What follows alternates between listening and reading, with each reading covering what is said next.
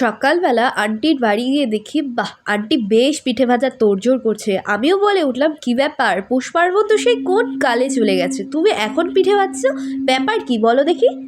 তখন আন্টি আমায় উত্তরে বলল, আছে রে আছে, বাড়িতে অতিথি আসবে, অতিথিকে কিছু খেতে না দিলে কি ভালো লাগে বল, তার উপর আবার শীতকাল, একটু পিঠে হলে বেশ মন্দ হয় না বল।